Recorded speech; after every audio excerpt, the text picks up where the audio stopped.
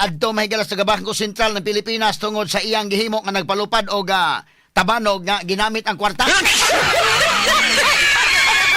Para to pa vlog-vlog mga suking tigpaminaw.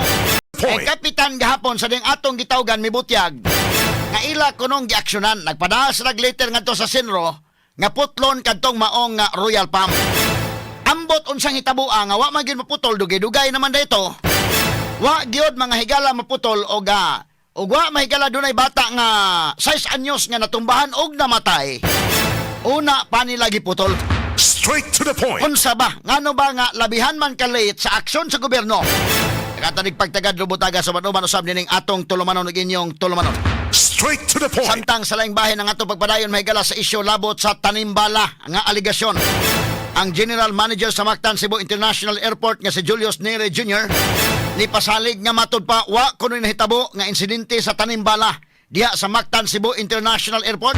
Straight to the point. So ang iyang pamahayag matud pa nga posible kadtong babae intentionally or accidentally mo ginagda atong bala. Straight to the point. Karoon tasad ni mga kaigalaan kay magkapangutana man sa tao kinsa pa po'y magdain taon og bala sa airport. Ato lang ning agi katawa-katawa mahigala kay subo gong pamalandungon nga nganong nabalik naman po ni ron. Kining problema ha. Unya kining problema ha. Sa buwan lang sa Marso daan dunay 3 ka insidente sa naiya Indekin.